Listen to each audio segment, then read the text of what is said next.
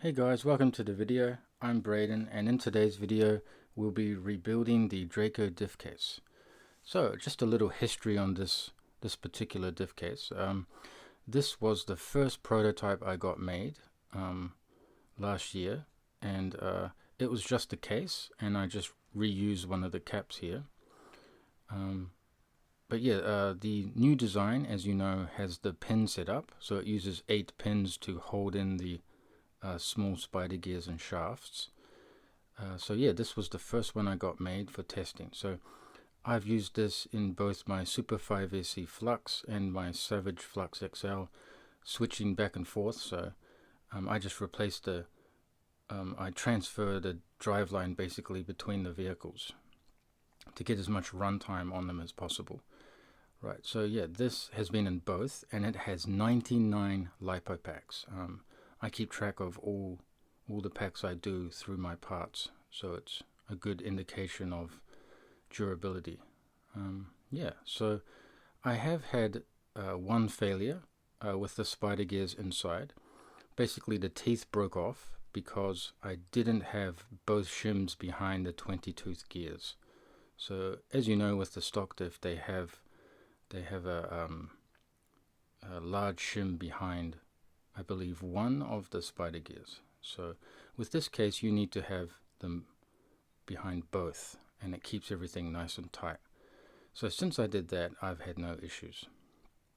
Right, and the reason for the rebuild basically is I noticed this. And by the way, this is in the rear of the vehicle. It has always been in the rear. The front is the same. It's a little newer, but I also had to replace the gears in the front, and same problem. The large shims needed to be added, and then the issue was fine. But yeah, this is the rear. So I was just checking things out, and I noticed this.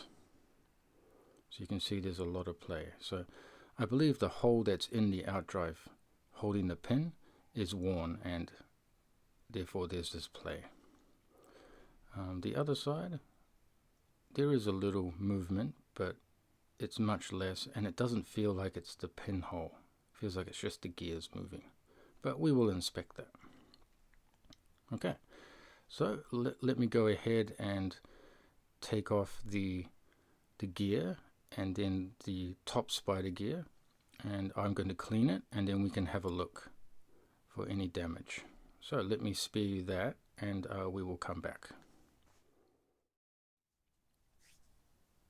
Okay, so now I have pulled the ring gear and the top half of the diff off and cleaned everything so we can inspect it. And this is the large shim that I was talking about. This goes behind the 22 spider gear, keeps it, the gears engaging much better. And since I've put these large shims behind both of these, I've had no issues. Yeah, so there are over 50 packs on these spider gears. I don't know exactly, but yeah, over 50. And you can see that there is no chipping or anything like that. Maybe we could zoom in a bit.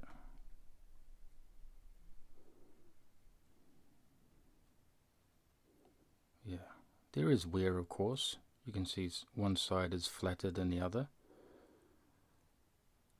But yeah, they hold up well. I mean, that's why I rave about these gears. I think if you have good shimming and the gear engagement is correct, then these can last quite well, providing you have oil in there and providing you don't have any outside influence, right?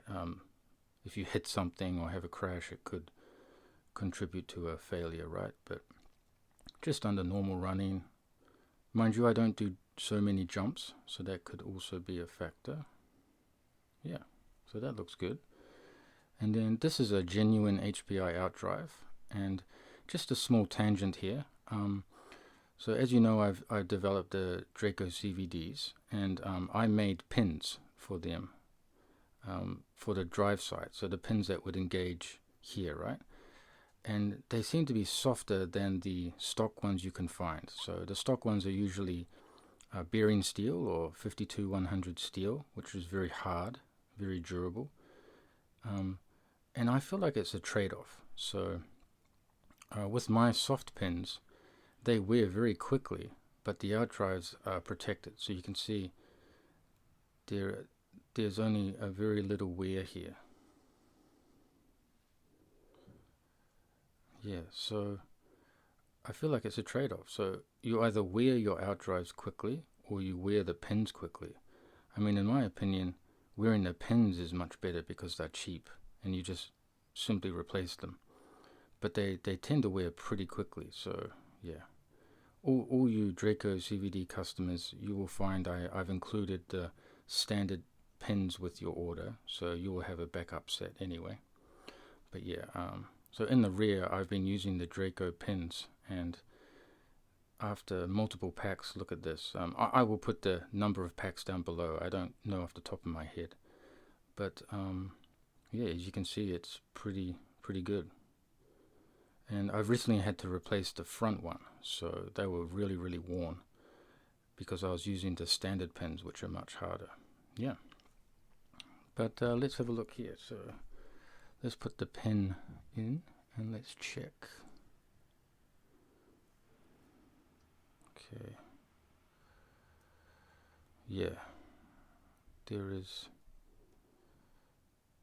it's worn. You can see the pin moves quite a lot. So I'm probably just going to reinstall these again. It's a good opportunity to keep going and see how long these can last. So I think they're okay. Yeah. So the other side is probably worse. But mind you, I've got 650 gram wheels on the rear, so this is probably not helping.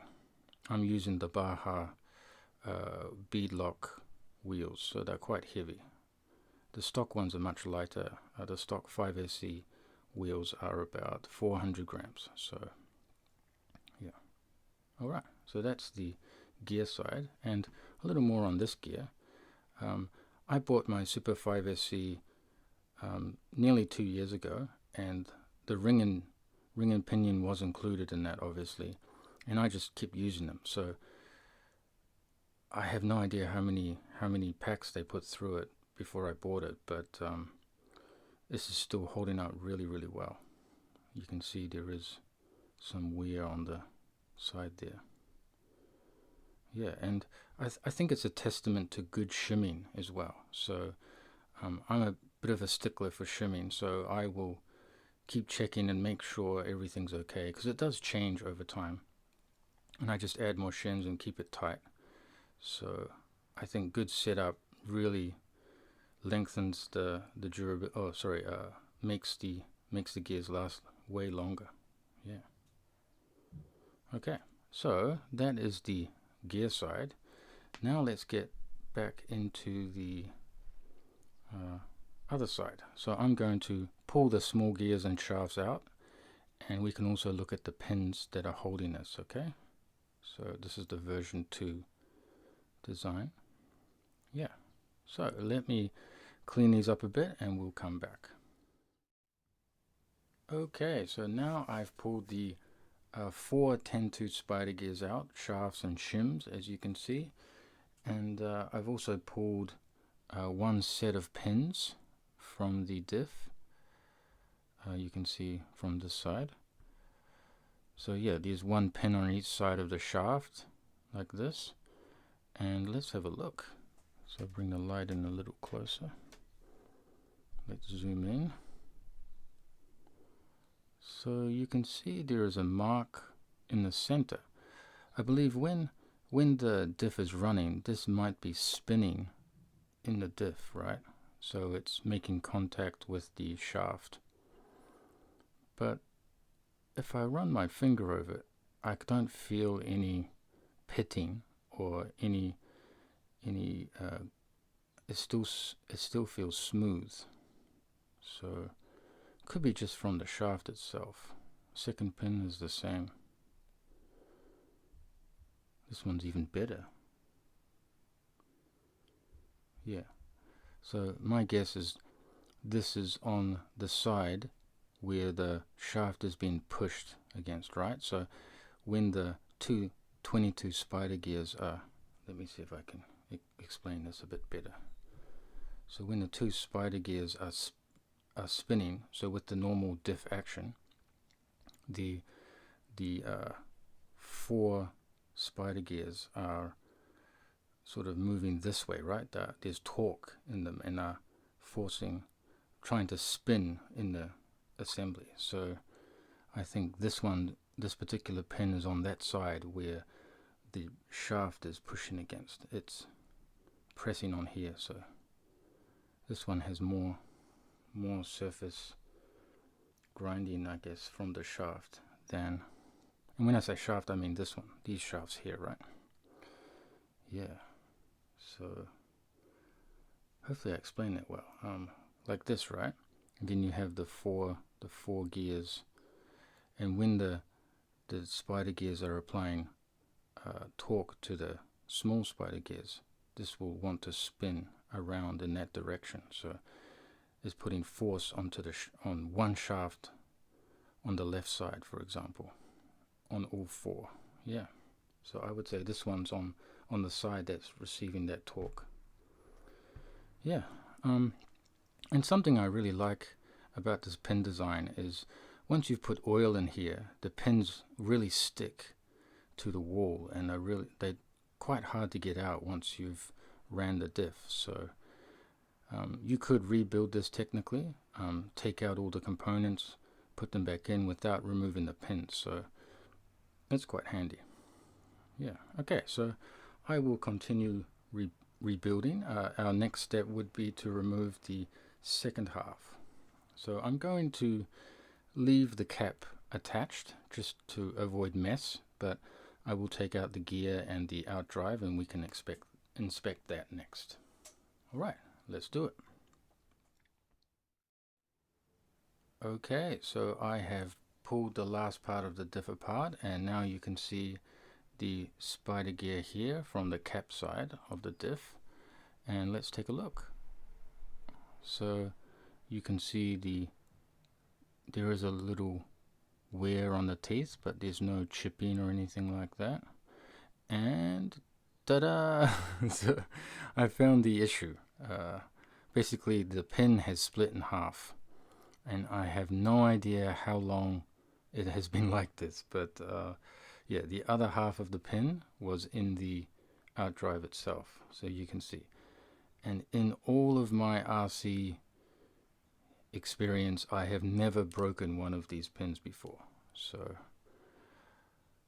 yeah, I guess those bigger wheels really do play havoc on these smaller parts. Yeah, it's pretty amazing. Can't imagine the forces on this small area here, right? But yeah, it's stuck in there. I'll just grab it out. So let's look at the outdrive at least. I do suspect oh wow, it's really tight. So I guess it broke a long time ago, because I've been checking that, and the outdrive had play for quite a long time. Yeah. So I would just replace the pin and then put it back together again. So I'm very lucky that this didn't come out and go into the gears and destroy everything. Yeah, wow. And I wonder why the cap side. That's interesting. Why one side? Right, anyway, so looking at the diff itself, let's see. So there's some wear down here, obviously. The O-ring I will definitely replace, but something else that's quite interesting.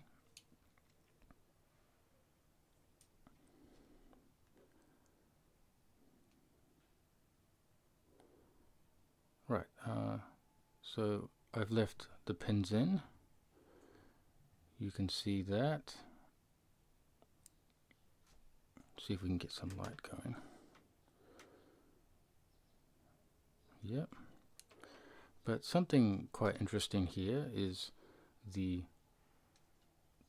this area here has definitely enlarged. So 6.15, 6.14 millimeters. And if we go in deeper, how much is it? 6.11. Yeah.